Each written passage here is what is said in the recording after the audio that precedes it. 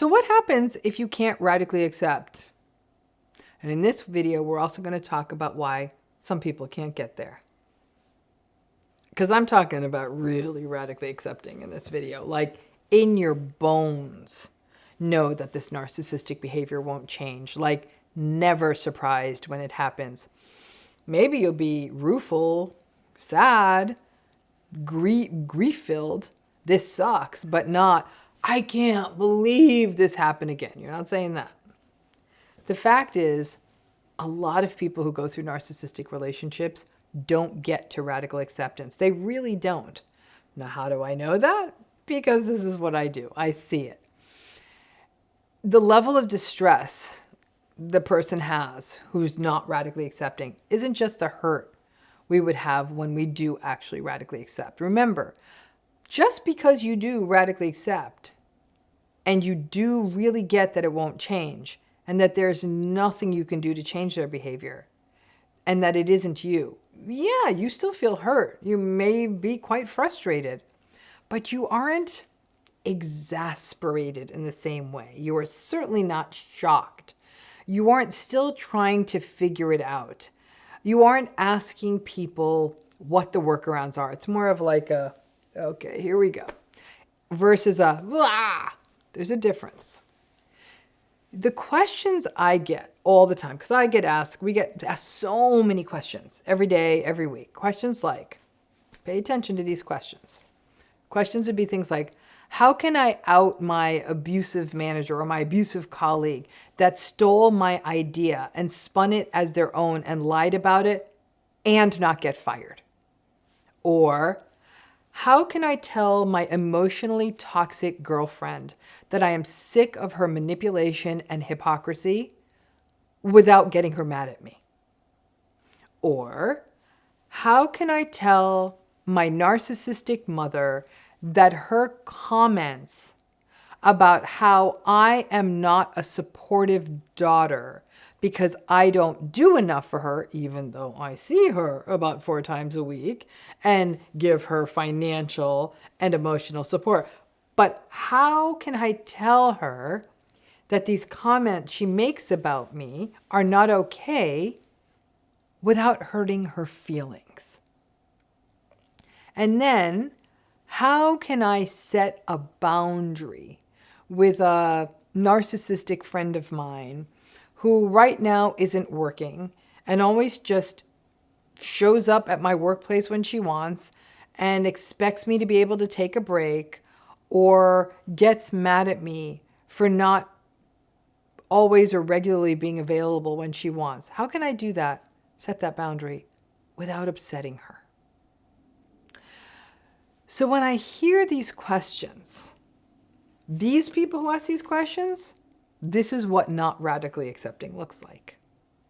Because there's no version of these people who ask these questions doing what it is, what they want to ask or say or do with the narcissistic, manipulative, emotionally difficult, toxic people in their lives without them firing you or retaliating or getting mad or viewing you as a bad, hurtful, ungrateful daughter or getting upset. The idea that there is a version, a way, a path forward with a narcissistic person that won't set them off or won't get them upset, that right there means that you are not radically accepting. It is understanding that calling out that manager or that colleague pretty much means that she's going to seek revenge. She's already stealing your work. And that the emotionally toxic girlfriend is going to throw a nuclear tantrum because she always does. And that the narcissistic mother will start on a new level of passive aggression and tell you how much she did for you and that you were ungrateful. And the narcissistic friend will tell you that you think that you are better than her and then give you the silent treatment. You already know the answer to the question. But by asking it, it means that that radical acceptance hasn't sunk in. All the generic advice out there about things like setting boundaries and communication almost never accounts for personality. This advice assumes that both people in the relationship are emotionally regulated and empathic and not narcissistic or antagonistic. So when you try to do these normal relationship things in these relationships, it doesn't work. Radical acceptance is understanding that doing these things will not work the way you want. And when you ask questions like these people were asking, and you have radically accepted, then it means saying things like, my boss screwed me over and I can't lose my job right now. What are my options? Or, my girlfriend is manipulative and I'm not ready to leave. Or, my friend takes advantage of me and won't change, so what do I do? Or the whole, and I don't want to hurt their feelings or piss them off. That's not an option. Radical acceptance means that you recognize that if you do talk about it, whatever this thing they're doing that is uncomfortable or unacceptable, then they will react badly. And if you don't, then this is the mess that you're in and it isn't going to change. That doesn't feel good. Which is why, in many cases, people can't get to radical acceptance because it almost makes you feel even more stuck. Sometimes people can't radically accept because the relationship they're in, the narcissistic relationship they're in, is so important to them. I see this, for example, when it is a long-term spouse, especially if you have children together or a business together, or you as a couple are embedded in a large extended family or community. Sometimes the relationship is with an adult narcissistic child. Sometimes it is a colleague or a business partner where you have both invested a lot in the business. Not being able to radically accept can be sort of in the same lane as something like betrayal blindness. The idea that seeing these patterns in your relationship when it's such an important relationship, seeing them clearly is just too psychologically costly. So that little bit of hope lets you stay attached to something that is important. Some folks can't radically accept because they are positive people. They manifest. They believe the universe grants people stuff if they ask nicely. They may believe in a just world or fairness. They may listen to lots of positivity and self-development podcasts and hopeful and optimistic life coaches. They refuse to budge and always say there is always a way, to which I say good luck to you. Radical acceptance flies in the face of an ever elusive hope that future fakes people in narcissistic relationships. But the people in these positivity mindsets keep thinking that the universe will just come around at some point. So radical acceptance may just feel defeatist to really positive people. Just to all of you who do this whole positivity thing, just don't shame other people with your positivity, because people who've been through this enough don't need to hear that. Now, another group that has trouble radically accepting are people who may be a little entitled themselves. I have met folks where I don't think I'd say they were narcissistic, but they were definitely entitled, right? Entitlement can kind of stand by itself. It's not common, but it can.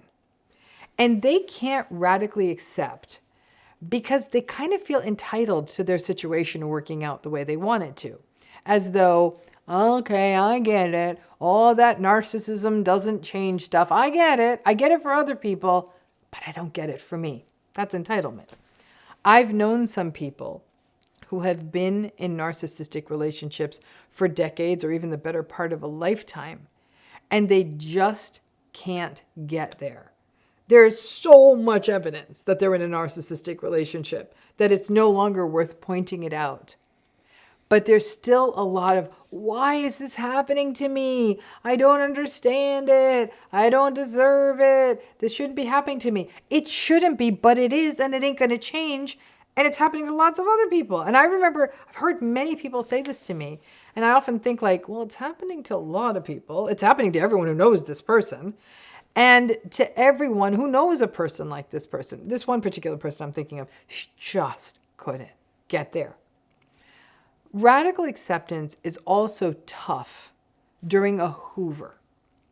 You may have gotten there, okay, to radical acceptance, and then they start on Love Bomb 2.0, Love Bomb 3.0, Love Bomb 10.0. And when the thing we want most in the world starts happening, the narcissistic person sees us or apologizes the way we want, radical acceptance can often go out the window. And a lot of people in these situations, sadly, don't get closer to radical acceptance when they get screwed over again and hurt again, but instead, they just blame themselves more. Spending more time calling themselves things like foolish and, instead of saying like, oh gosh, they hoovered me and it didn't change and this behavior is unacceptable and now I know that for sure. No, it's more like, I can't believe I'm the sucker who got hoovered. Once again, it becomes self-blame. Now, radical acceptance can be tough with mildly narcissistic people, where what we're seeing is more in the line of emotional immaturity, adolescent selfishness, sort of baby woman, baby man, baby person kind of behavior, right? Because it doesn't feel so brutally manipulative when it's milder narcissism. You may still feel like you have your sense of self, right? The eggshells aren't so eggshelly. Now, it's still probably kind of a superficial and at times unsatisfying relationship. And you still are shocked when they do very selfish, self-serving, entitled stuff with little regard for other people. But in the more mild narcissistic relationship, people as a rule aren't fearful. And you may not feel as confused or ruminating, and you might just write it off to assholery. But because of the mildness of the narcissism, it actually can be really difficult to radically accept it won't change, because the normal moments are there and they do feel quite normal. Examples of this would be like the selfish friend who always takes the better seat at the restaurant that has the view or is in the booth or whatever, or the uncle who says stupid stuff at a family dinner every single time. But otherwise, either your contact with them isn't that much or the stupid things are just ridiculous things. It can also be tough with grandiose narcissistic people because the good days can be really good. They can be fun, extroverted, charismatic, confident, smart. The grandiose narcissistic people, they know stuff. They get you a good table at the restaurant. They pick up the check. They're fun. The good days with a grandiose narcissist are like charisma camp. You just feel like you're at the cool kids' table. Now, in a grandiose narcissistic relationship, just with any narcissistic relationship, the lows are icky, but the highs are high. And those high highs can get you into a tough, trauma-bonded space, which blocks radical acceptance. Because again, in a grandiose relationship, the good is so good. And so maybe it's you that's the problem. So if you don't radically accept, then the question becomes, can you heal? And I think my best answer to that is ish. The constant surprise and disappointment when you don't radically accept will take a toll on you and foster more self-blame and more rumination and more confusion. Less radical acceptance, you feel more stuck. It's the roller coaster that never stops. And if you don't radically accept, the trauma bond can be pretty damn tough to tackle. Most people I know who don't radically accept stay sad for a very long time because the chronic disappointment is so cumulative. It can feel disloyal, disrespectful. It can feel unkind and mean-spirited to radically accept. So some people say, I value my sense of loyalty and kindness. These are core values to me. And it's painful to watch because those very values of yours, kindness and loyalty, can be what block you from radically accepting. And instead, you may find yourself exhausting yourself to try to make this relationship be something different or something it can never be. In addition, a fair number of people who do not radically accept are at risk for becoming enablers themselves. Because of that persistent hope or belief that it can change, or even just a fading hope, but a hope nonetheless, It's easy to stick around then, and maybe even project some anger onto the folks who do radically accept, who do see it clearly, who do disengage and do step away. And by not radically accepting, you may, even inadvertently, but you may still continue to fluff up the narcissistic person and keep giving them second chances, third chances, 400th chances, and forgiving them. You may also waste money on psychics, magic crystals, and, manifest something that is not narcissism, retreats you go to in a rainforest, or life coaches who tell you they can fix it in 5 easy steps, or books and podcasts and classes on 5 steps to change a narcissist. You may get sick, physically or mentally or both, because you keep enduring this up and down abusive cycle, not feel you can leave it or even disengage from it, keep waiting for it to change, get more and more hopeless, and blame yourself. You go deeper and deeper down a hole, or you live in denial. People who don't radically accept are often the people who stay too long in a cult. And we know you never want to stay too long in a cult. Ideally, you don't get in the first place, but quicker is better in terms of getting out. Now remember, radical acceptance isn't leaving a relationship. It can be, but that's not what it means. It also isn't about having a big showdown with the narcissistic person, and it's not about outing them, and it's not telling anyone what you think. Radical acceptance is recognizing the pattern, the behaviors, and above all else, that it will not change. You may be perturbed, but not surprised when you radically accept. If you don't radically accept, you do that at your peril. It doesn't mean, radical acceptance doesn't mean you turn your life upside down. What it means is that instead you cut yourself out of the toxic cycles of self-blame, self-doubt, and the belief that you are the only problem here. Radical acceptance doesn't mean it doesn't suck. It means you are more prepared for it. It's like carrying an umbrella, even if you live in a sunny climate, which most of us in these relationships don't. And above all else, it means knowing that it's not you and sticking to it. Thanks again.